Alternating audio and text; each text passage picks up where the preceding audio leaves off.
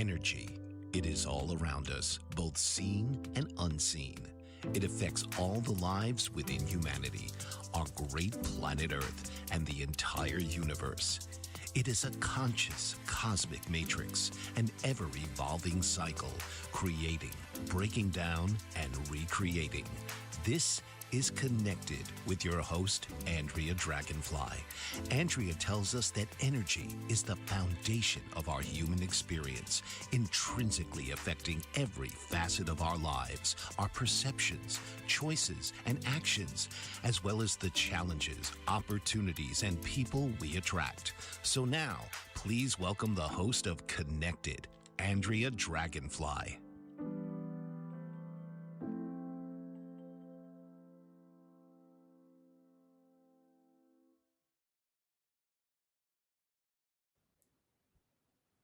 Hi, welcome.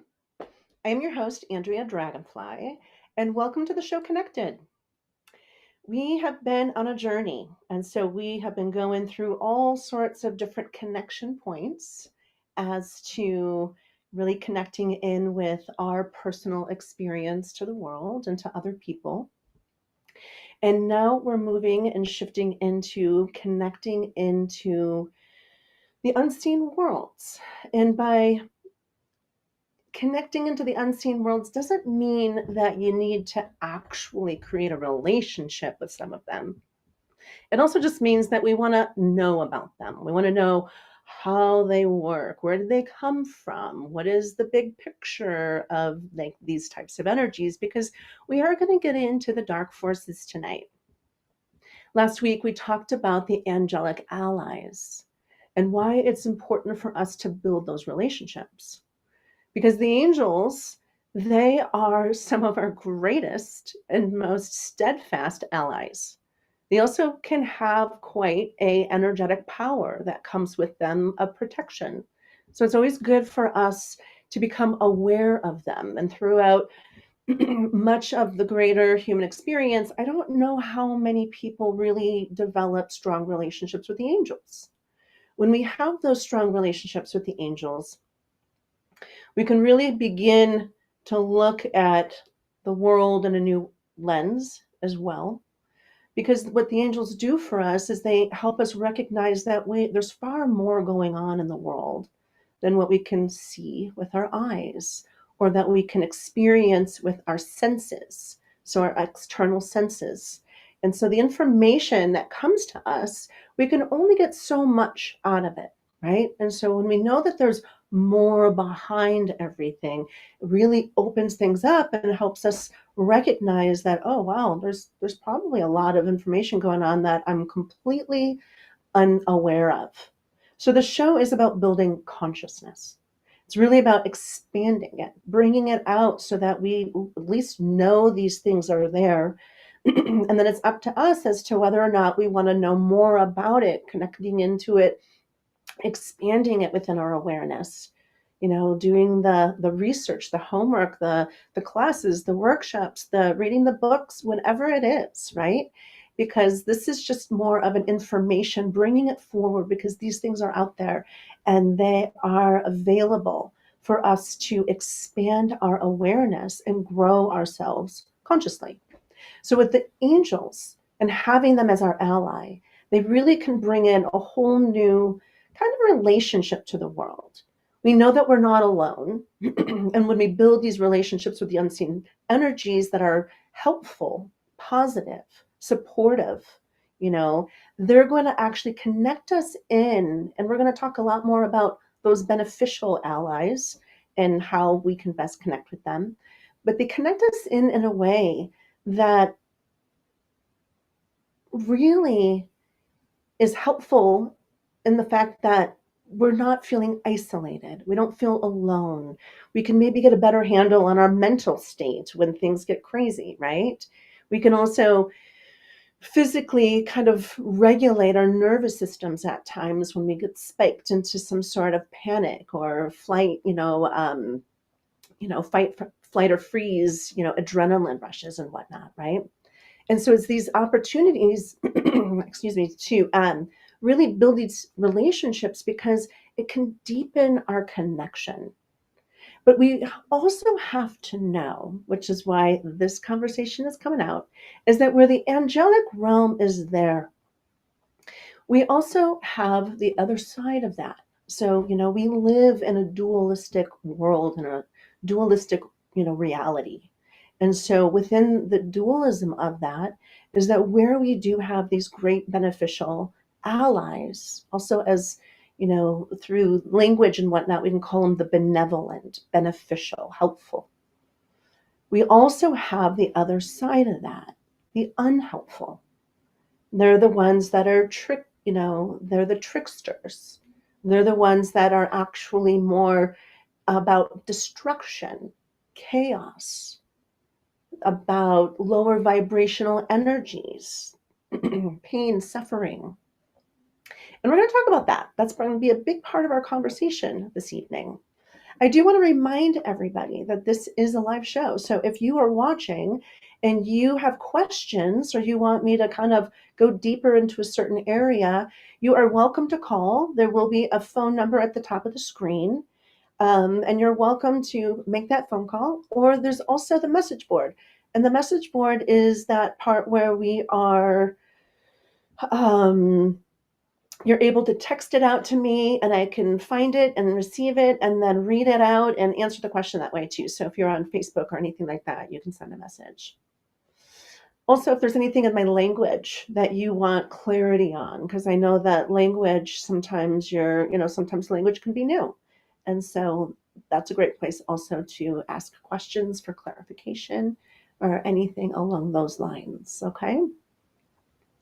So getting back into our unseen teams. And I chose the angels to begin with because they are one of the higher orders of benevolent energies for us to really connect to. And then also on the other side of that, we have that which lives almost in equal energy. So where we have the good, the loving, the healing, the constructive energies of the benevolent, helpful allies, we also have the same kind of energetic velocity when it comes to the the the the harmful, the destructive, the unhelpful energies. And we're going to look at angels and demons today. And of course, through demons, we're going to go through all of the different other types of energies, just as I am going to go through the good energies, helpful energies. And we're going to just look at what is out there. Because if we don't know, oftentimes we're oblivious and we can expand our consciousness that way. We can expand the way we see the world that way. Otherwise, we're just like, oh, that person's crazy. Well, if we start to understand where does those crazy behaviors really come from, we can then begin to see a much bigger picture. Now, again, a lot of this information has been, hidden. It's been destroyed. It's been, put in places that is hard to find. And I'm going to also say that I'm no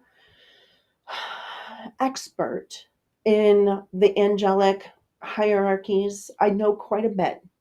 So I'm going to just share what I know. And then, of course, you get to go and learn more, right? Add it to what you know. I'm also going to say the same thing for the dark energies, the demonic energies. But I do know enough that we're going to have this, presentation of this information tonight. I do know that I'm going to be bringing forward a new way to look at it. Like, where did they come from? Why do they exist? Right? And so looking at, kind of like the duality between the two, here we have the helpful, and those are the ones, again, that I talked last week about knowing who your angel is. And the way to do that, if you missed last week's show, is to look at your birthday. And look at your birthday, and we can go online now. Before, it was harder to find this information, but now with information just at our fingertips, we can go online, we can put in the guardian angel for your birthday, and it'll come up with the angel that represents your day. But usually it's around 3 days. 2, 3, 4 days, 3 or 4 days actually. And if you live on the cusp of that time frame, you might end up having 2 angels, which, hey, great. The more the merrier, right? And you can create those relationships with them. As we begin to talk about the dark side, the more malevolent nature of things, you can call your angel in. Call your angel in to be with you, to protect you. But I will say that just by talking about it, we're not conjuring up any energies. They're not going to come and attack you or anything like that. When we talk about the more trickster energies. But it's always nice just to know calling those angels in and just always having them with you, no matter what. One of the things I didn't mention last week, which I was thinking about, is that I wish more of this was received, throughout humanity. I wish especially those who are in the military or fighting wars or putting themselves out into, and it's not just the military, it's those people in service who are putting themselves out in harm's way for other people as well. And especially within the masculine, sometimes the masculine are like, oh yeah, whatever, and they kind of, just devalue them, disregard them, just kind of blow them off as just some airy fairy kind of thing. And it's like, no, this really has energetic behind it that can be so helpful in your line of service, especially when we are in a position that harm could come to us. They can be these incredible protectors, moving us in different ways that we didn't even know. So I'm not going to say that's how it always is. And of course, even people who are in the line of service, who are connected to their angels, if it is their time to, die, it's their time to die. And so there's nothing we can do about that. But the angel with them will help them in that process as well. So by all means, I see the whole picture. I see all of it and, life and death. And if we look at this from a perspective of, we have more than one life, right? Not the one life theory, but the multiple life theory, the reincarnation theory, that we know that we come in to have these different types of life experiences. And so with the multiple life theory, and as we build and grow and expand our consciousness through each lifetime, we really hold that information with us throughout these lifetimes, certain types of informations, right? And whether we've never known that we knew that, sometimes somebody can say something to you and you'll be like, oh yeah, I remember that. I don't know where I heard that from, but that feels right. It resonates with us. It kind of activates in us. This is that part of the awakening that's coming up within, this great awakening of consciousness right now, right? And so looking at that, and then also looking at the demonic forces, the evil, the malevolent. And these beings are highly spiritual beings as well. They play a significant role in the evolution of humanity. But we don't see it that way because we haven't been taught that. We haven't learned that in our general information, right? Of course, this is what we would call religion, and not everybody grows up with even having a connection to some sort of spiritual ideology. And that ideology is like the idea, right? If people don't know what that word means, is that, this is how all these things work together, right? So this is what within that spiritual practice develops like a kind of like a scaffolding of information. Now, certain religions, and we are going to talk a lot about that today, is, they have a very specific way they want people to see this. They're creating a map. We're going to call it a map. And the map is like, you need to follow this map. And if you follow this map exactly the way that we say, then you are going to, be the good citizen. You're going to do the right thing. You're going to go to heaven. You're going to be forgiven. You're going to have all those things that go on that allow you to hold on. There's something going on with my computer. I just want to make sure that everything's good. So that that allow you to go to heaven and reap all of the good of what you did in your lifetime, right? But if you don't follow that map, if you don't follow the way that we say, then bad things will happen. You might not go to heaven. And there's all the dogma, right? So we're going to talk about dogma. And we're going to really look at dogma tonight as well.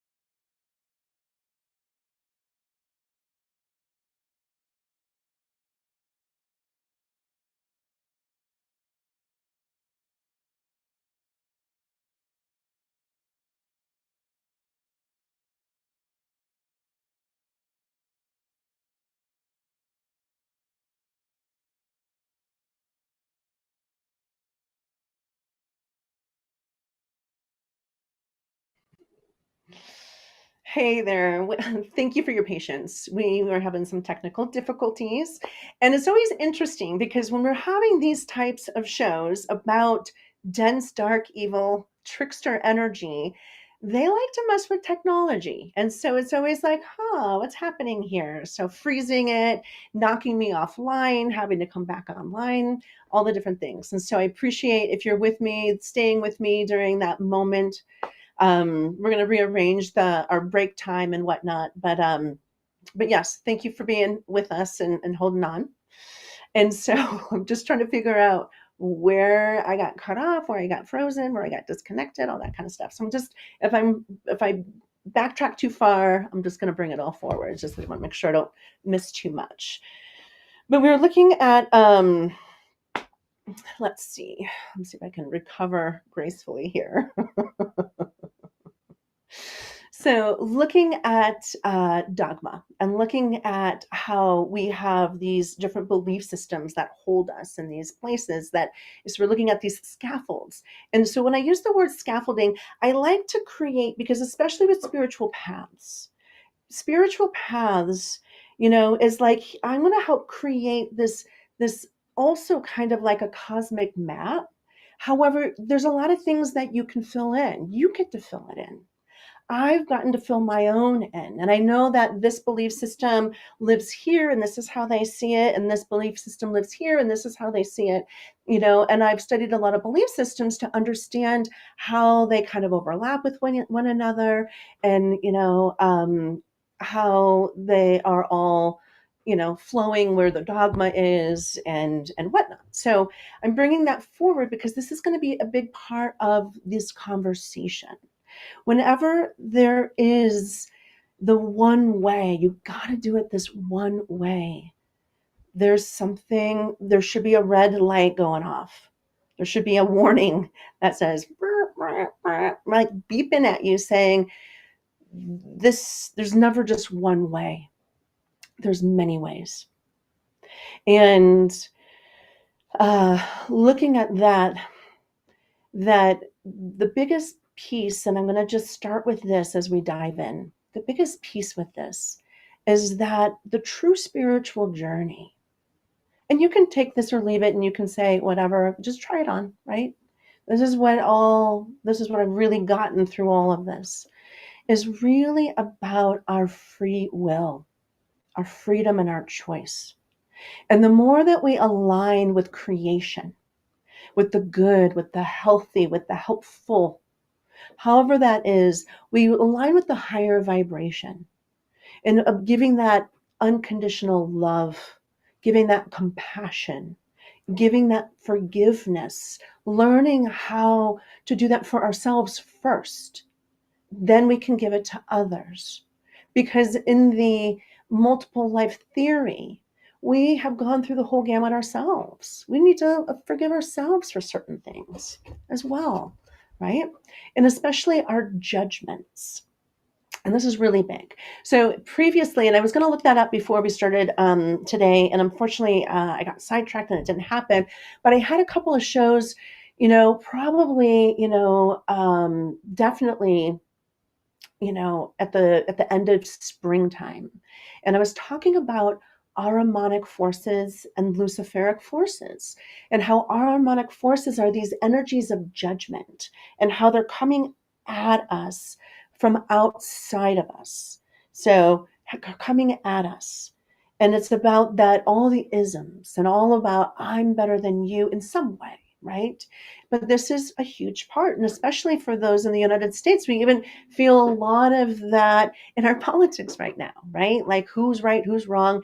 And it's about these judgments that invoke fear, invoke worry, invoke all sorts of things that bring people into these really dark places of anger and hatred and all of that kind of stuff. And that comes from that Ahrimanic force that comes from the outside and impacts us this way. And so this lives in the collective belief, but, and it has a strong, energy to it that has people do extraordinary things that are on the dark side.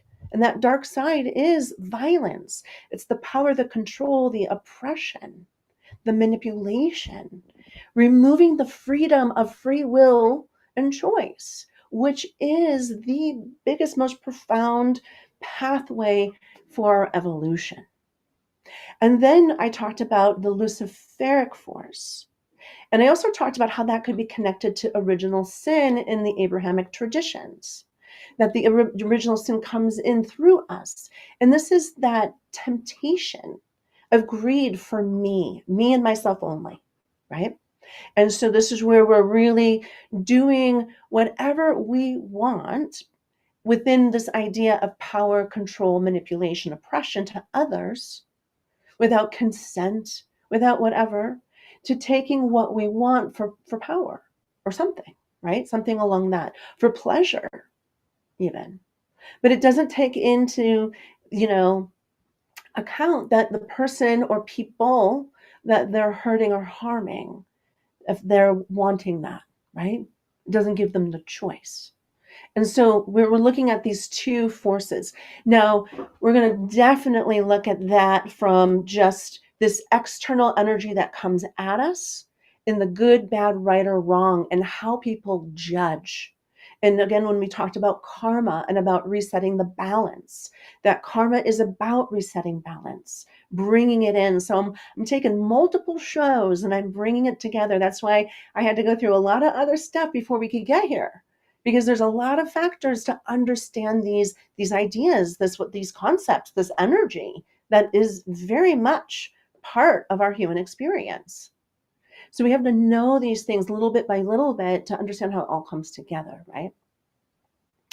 And again, coming back, trying to build this scaffolding. So if I can build this idea, the scaffolding, and talk about how these different traditions, different religions, different spiritual paths, have had these belief systems that, have been governing humanity over different periods of time, because some of the older religions are no longer in effect right now. Of course, we have, belief systems and ideologies, religions, spiritual practices shift based on the consciousness of humanity at the time and what the needs of the people are.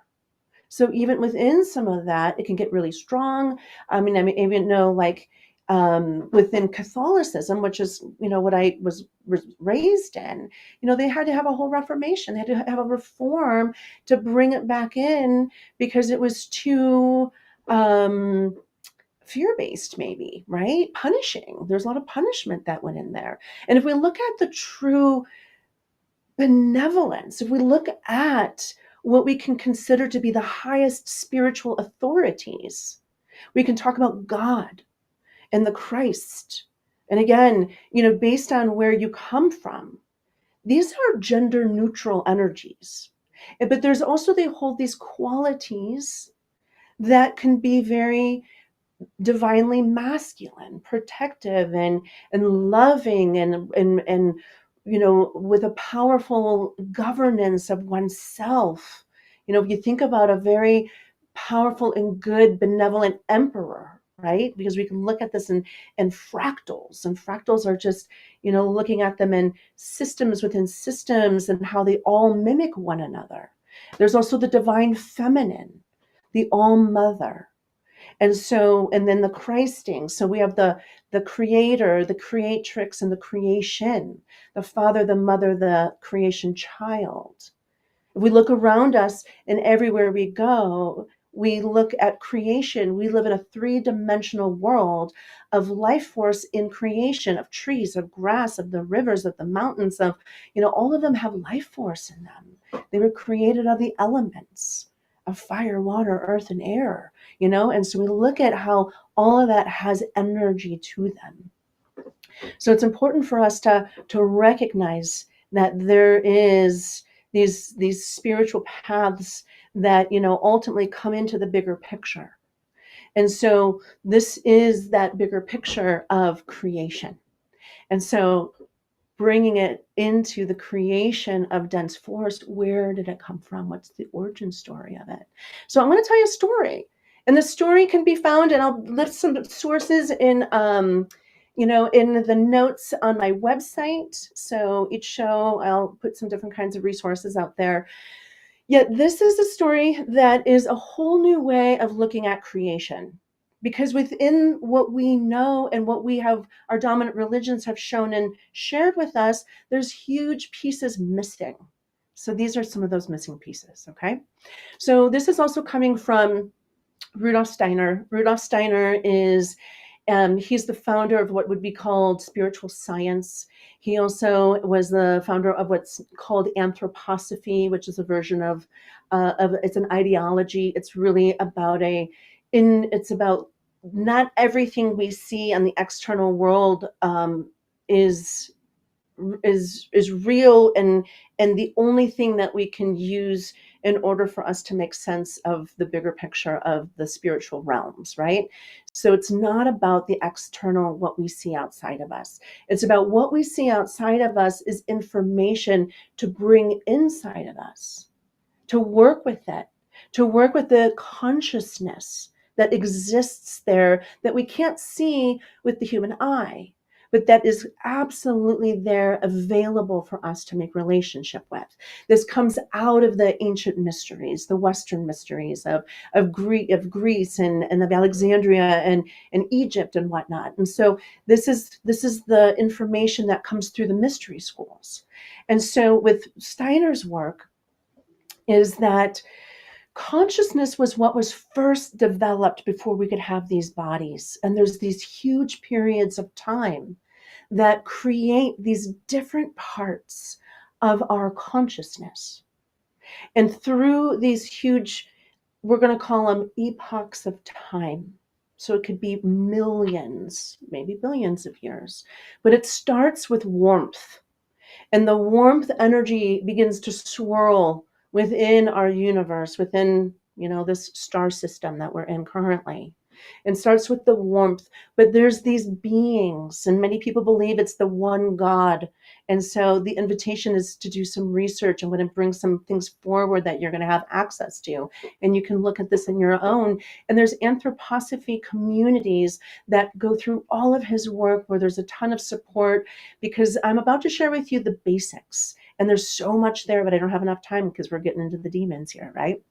So through doing the fast track version of this, So through this epoch of time, we start with warmth. And as the warmth is creating, there's all sorts of movement that's happening. And this is the very earliest rudimentary aspects of the physical mineral realm, but we don't see it. It's not solidified yet. It's just moving. And so this is how it's kind of seen in the mineral realm. And then it goes into this long period of sleep as it's kind of like curing, baking. If you make your dough and you stick it in the oven, and then it just has to, or you have to rest it before you, let's say you have yeast in it, and you need to let the yeast settle, and then your dough becomes, you know, grows with the yeast, and then you put it in and you bake it into the oven. And so the yeast process, when you leave it alone, you've kneaded it, and you put the yeast in, you let it sit, and that's the sitting period. The next phase is you then put it into the oven, because now heat and light come in. So we're looking at these elements, and these elements are very important because all of them are connected into actually developing everything about our consciousness. So we go through the baking process, and then through the baking process, we pull that out and we let it sit. And within the light phase, this is where we start to get imprints. This is where we start to see things move, but we don't have eyes. Things are just becoming into the field of energy. Now, we're not the first creatures to ever be created. So we live in an infinite universe with infinite other beings. So this is how humans came to be. And so within this process, you pull, there's the light, the heat, along with the movement of warmth. And then there's a sitting period. And now we move into another phase. But this is the phase of humanity. Again, we're still energy. And we're connected to the higher angelic forces, which are also known as the Elohim. They're read about in different texts through the Old Testament. And so through the energetic forces, they're all working together, bringing their highest skill sets of energy to form us. And this is where we begin to connect into consciousness. This is where the consciousness begins to start. And so this is what would be considered a moon phase. And I know when I say these things, it's not going to make sense to you, because that comes from a long history of information. And so the beginning part of it with the warmth is known as the Saturn phase. And then the heat and the light is the sun phase. And then when we get to the moon phase, this is where our emotions, our mind and our hearts, our emotions begin to form. And our organs are all beginning to form too. Our organs are made perfectly for the evolution of our bodies.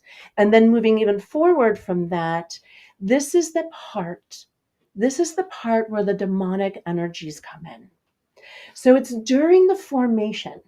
It's during the formation of the consciousness. It's during the formation of the emotions. And it's the whole gamut. And we're talking millions of years of swirling energy. The emotions that we feel in these bodies live on these different planes of energy throughout the cosmos. And so on the moon phase, this is where we're beginning to feel them in our own kind of individual energetic, because we're moving from the collective whole cosmic energy, and we're being formed into our own spark of the I individual consciousness. So we're still kind of we're like floating, and we're twirling and twisting, and we're in this motion process of all of these energies moving together and mixing. And then so so some of them, as we mature into this place and get ready to become humans, there is this point where some of these beings leave the process early. They don't get the full spectrum of all of the good, of all the energies, of all of the emotions. They only know the lower vibrations. The longer you're in the mix, the higher the vibrations come. If you stay through the whole process, you get the whole gamut of all of what we can feel to be good energy, and what we feel to be, not so good energy. But those beings have detached before the full formation. This is where we get duality, right? This is where the duality begins to also form. Now, again, this is a very quick, rudimentary kind of way of saying this because there's so much more to all of that. So, again, please just know that this is just a very quick version of this. But those beings that didn't fully form, they fall off, and they're in the more of the destructive energy. This is where we're getting some of those energies as well. So these are the destructive energies. They didn't make it through the full process. They were not allowed to come into human form because they were immature. They didn't make it through the process for the human form to actually incorporate them. So they're energies that are actually looking to actually attach onto human energy, to the humans that have been formed. So there's many things here, and I'm giving you a very simplistic version of this, right? And so within that version, we look to see that through this process, these things fall off, and then they're kind of living in a realm of chaos. They're living in those lower vibrations. They're living in the destructive vibrations. They're living in the trickster energies and the vibrations that are going to kind of create havoc, right? Because they don't know the other vibrations. They weren't developed in that. So then, as the process again goes, and when we fully get all of the flow, I'm sitting here weaving back and forth. I'm just flowing for you guys. And so when we finally get the consciousness that allows so when I say consciousness, the intellectual consciousness, as well as the sentient, the feeling consciousness, right? So we're building the astral body. So these different bodies are being formed. And so we're talking, the very beginning is the physical early mineral stages. The sun stage becomes the etheric stage. And this is also where we can connect into the plants and lineage of being connected to that which comes before us. I know it may not make a whole lot of sense at this moment, but it's where we begin to have our genetics, our hereditary, when we come in to the family line. We think about plant and plant species, but in that time of development, it was just energy, right? It was just in the process of being created. It doesn't really show up until we get these physical bodies. And so after that third stage, we finally land into the earth stage. And that earth stage is where we land into these physical bodies. And if we start to look at the Bible even, and I'm going to use the Old Testament, they talk about God had created the world and everything in 6 days. Well, Rudolf Steiner goes into depth about which each day was not a day that we know in our human consciousness. One day was a whole period of time of millions of years, right? And so this is where the dark forces come in. They don't have these physical bodies, but they do have energy and consciousness still. And so they can come in and they can actually cause, havoc and disruption. So now that's one version of how this all comes to be. Now, there's also huge gaps in the beginning of the Bible as well. And because they don't really get going until we really land in these physical bodies. And so that's kind of looking at the story out of Adam and Eve and how we came into physicality because we needed all that. And that's another story for another time. And but this is where we begin to take that story forward and say these chaotic beings came into the world during our formation, and part of their job is actually to test us. Part of their job is to come in and kind of create the havoc, because as we're being formed in our own consciousness to actually be subjected to these different types of energies and consciously choose what feels good, right? Continue to do that for ourselves. Now we're looking at huge, again, epochs of time, and the word epoch can be looked at for millions of years. It can be looked at for huge chunks of time, right? And so um, within that phase, we have the you know different civilizations rising and falling. And this is the history that I'm not going to get into all of that because there's so much there. But this is where we begin to have these energies start to kind of swirl and work with us. And we become, subjected to them. We become, they start to work us, and we're learning and growing and evolving how to move out of just the me and my family, but how do I become more loving to the community, more loving to people who are not just my bloodline. And so these forces are definitely playing out. Now, again, we're going to take a quick break here. And unfortunately, my there's something that's going on with my screen here. And so I'm not able to see my information, but I'm going to take a quick break so I can see what's happening here.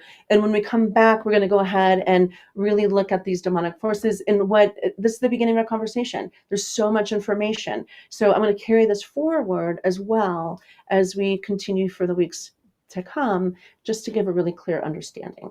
So we're going to take a quick break, and I'll be back in 2 minutes. Do whatever you need to do, and I'll see you back here in just a minute.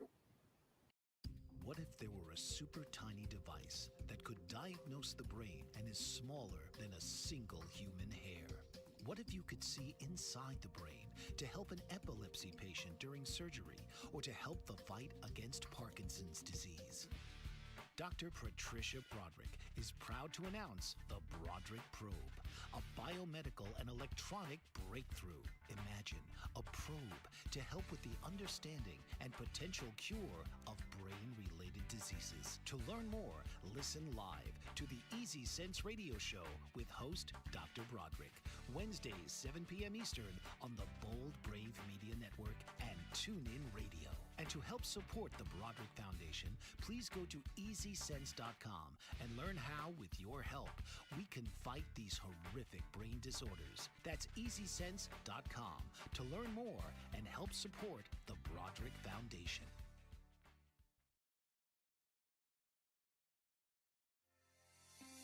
Author, radio show host, and coach John M. Hawkins reveals strategies to help gain perspective, build confidence, find clarity, achieve goals. John M. Hawkins' new book, Coached to Greatness: Unlock Your Full Potential with Limitless Growth, published by iUniverse. Hawkins reveals strategies to help readers accomplish more. He believes the book can coach them to greatness. Hawkins says that the best athletes get to the top of their sport with the help of coaches, mentors, and others. He shares guidance that helps readers reflect on what motivates them.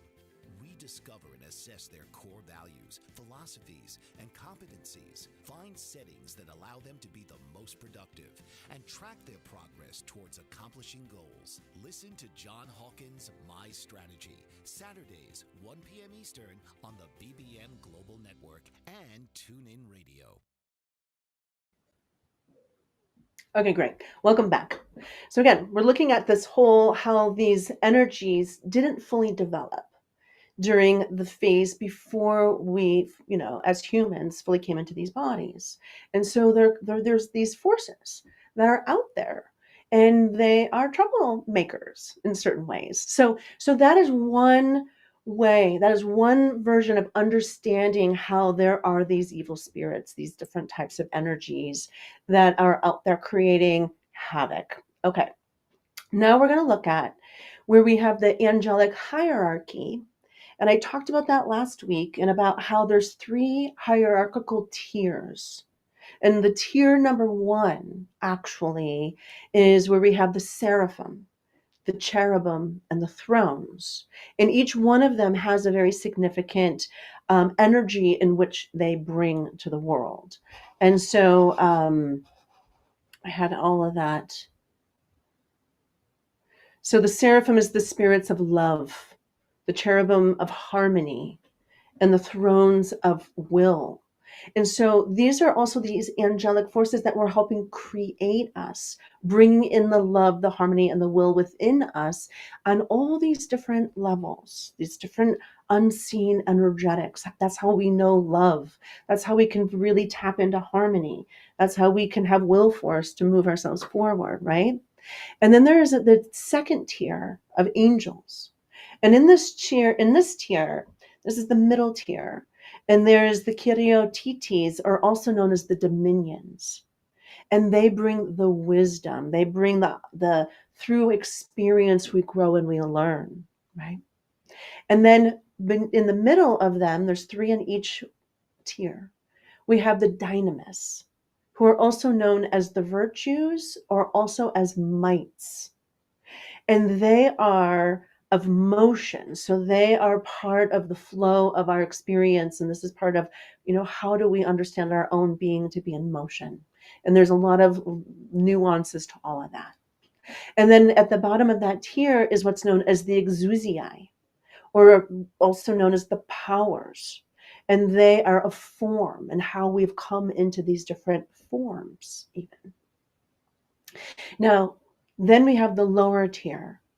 And the lower tier, we have what would be called the archai, or the principalities, or the primal beginnings. And these are where we get our personality and our ego, right? Personality, ego, how we experience the incarnation that we've come into.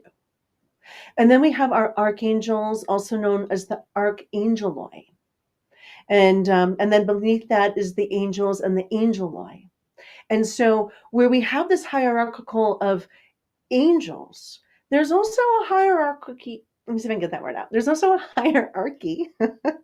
There's a hierarchical tiers of the demonics as well.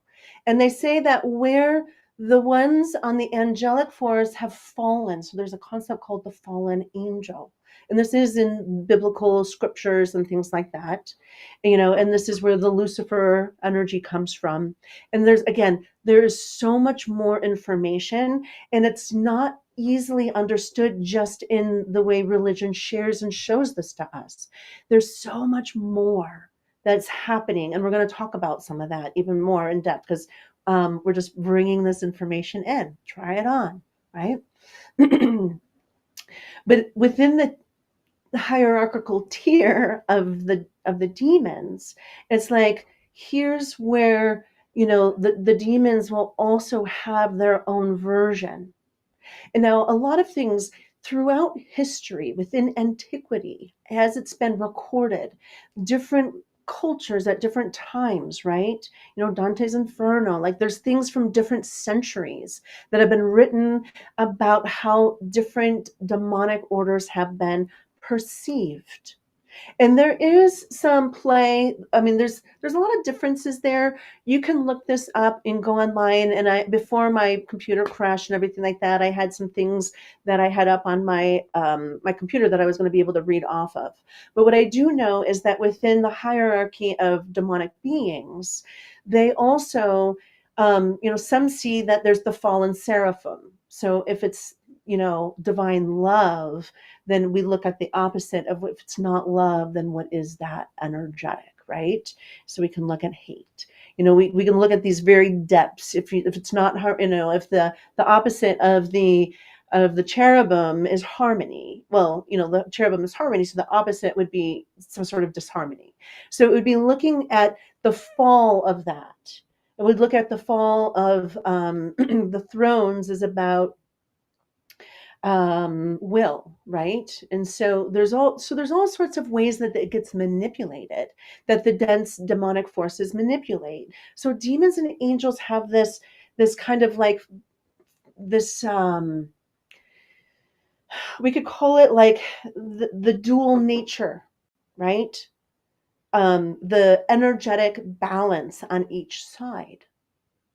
So the highest seraphim angel of love is going to have the highest demonic entity of not love. whatever that is for you, right? And so we can see how it becomes this duality, the dualistic nature of these beings. Now, also within different texts around demonology, they also are ordered according to what we could consider royalty. And so on my computer earlier, I just did some Google searches and pulled this up. But like I know that there's 9 kings who are of the higher ranks of the demonic order. And then from the kings goes to princes. And so they're on a masculine kind of like language, like they're kind of, you know, categorized along the masculine royalty line, right? And then after the princes, they get into, and of course, I'm so sorry because that was on my computer and now it's gone, and my apologies. But then it goes into these different other categories of royalty. And so from there, I know it goes into I'm going to honestly just say that I can't remember all of them, but I can also put that up on my resources, and my deep apology for getting kind of thrown off, and all of my tools that I had to be part of that were part of that. And so even so, I am just going to take a quick look while I'm here with you, and see if I can do this in a way that makes sense and allow that to kind of do its thing. So, classifications of the demons. I'm just looking at this from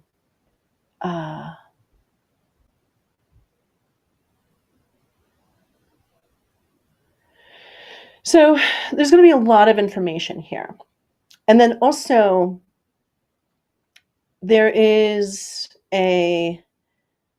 it's not exactly what I was looking for. So see if this is, that's not it either. Thank you for bearing with me. And they're not wanting me to tell you all this. This is the way I see it, because it doesn't happen like this. There's no coincidences that they're like, yeah, we're going to keep that secret. But again, so we're looking, so whatever comes after the princes. And so then there's like stewards, and there's different kinds of other, names for each one of them. And they kind of go down in their rank. So the higher ranking they are, the more potent and powerful they are. Now, there's also ways that we look at this throughout, what are within our own human experiences. And so the way that we're going to kind of finish out tonight's share is that we can see these. I want to actually move this into next week, where I'll have a little bit more of this kind of written out in a way that I can share and show, is that there's these different classifications of how some of these demonic forces work. Now, even within the, I believe it's the Bible, there's the 7 deadly sins, right? So when we start to look at how these 7 deadly sins, and I also had that on my computer to talk about that as well, they're connected each to some sort of different demonic energy being of sorts, and says, okay, well, if it's, if it's, I guess, gluttony or whatever, here is the demonic energy that is really the king of that type of energy. So we can look at it from that perspective in certain terms. We can also look at demonic forces from elemental perspectives. And so like earth, and if we look at the earth energies, the earth demonic forces, they're going to be coming from earthly, energy. And then there's also even primordial energies that live beneath the earth. We have some certain, within Christianity and different traditions, Abrahamic traditions, there's the concept of hell. And hell is this, world within a world where these demons live. Now, according to, our own spiritual experience, we can have hell on earth. Hell is being at the effect of these demons when we leave our physical bodies.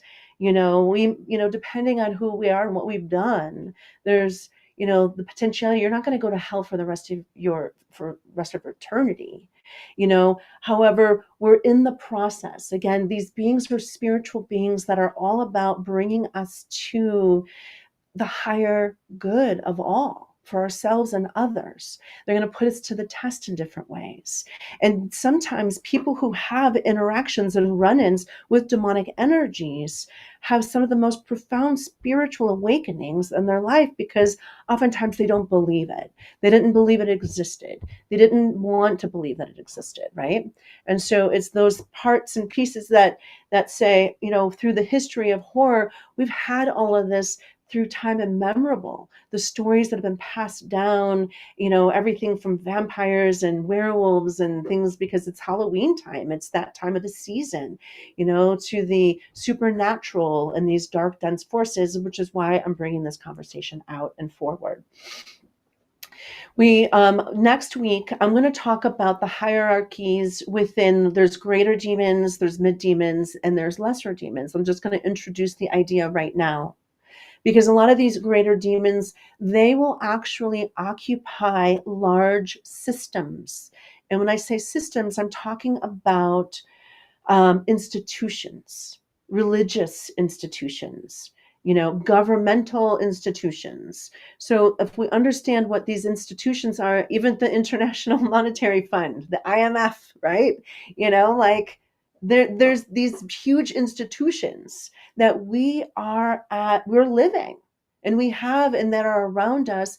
And this is where we're going to really kind of move the conversation forward next week, is to look at how through these systems, what is oppressive, what is, where's the power, where's the control, where's the manipulation, how are we at the effect of these energies? And these energies are, it's like they're the puppet master, and they have the puppets, the human puppets that they're stringing along to make these decisions of where power goes, how power is distributed. And so these are the higher demonic forces. And again, this is just a brief, hey, these things are happening. This is going on. And there's so much behind all of this. And then we have what's called the mid-grade demons. And the mid-grade demons, they will then kind of infect smaller groups, smaller church congregations, cartels, gangs, mafia, whatever country, right? But they will affect communities, but not as big as institutions. And we're going to talk about that next week. And then there's the lesser demon, which will impact one person at a time, or something along those lines. And so when I talked a couple of weeks ago about ancestral, karma, and sometimes we can even have a demonic force connected to our lineage, whether we come from an institution, whether we come from a community, whatever. So again, I'm going to actually really kind of bring this into more details next week, but bringing everything forward, bringing in how these dense energy forces kind of came in through our own development stages, and how they didn't fully develop into the full higher energetics. So we have these very chaotic forces that want to attach onto us, and we're going to look at how that works, right? So bear with me, stay with me. I want to thank you so much for staying with me, because this show had some definite complications with with technology. So I just want to thank you so much for being a part of the listening to this. Try it on. I want to invite you again to connect into your angels, connect into the angelic forces, connect into your building a team of protection around you. And as I do talk about this, I have to have my own protections, because I'm exposing. This is a conversation of exposing information. Again, I talked about the Ahrimanic force. The Ahrimanic force was actually created during the time that the angels were created. The Luciferic force was that came in through what we call as original sin, through the human incarnation into the earthly plane and existence. So I'm going to clarify some of all that stuff too next week. But with that, Thank you. Thanks for being part of the show and bearing with me. If you have any questions, you're definitely welcome to reach me at any of my different places, which is my website, www.andreadragonfly.com. You can reach me at Facebook and Instagram at connected.dragonfly. And yeah, thank you. It's been a pleasure. It's been a pleasure. So, with that, go and enjoy, get connected, and I'll talk to you next week. Thanks.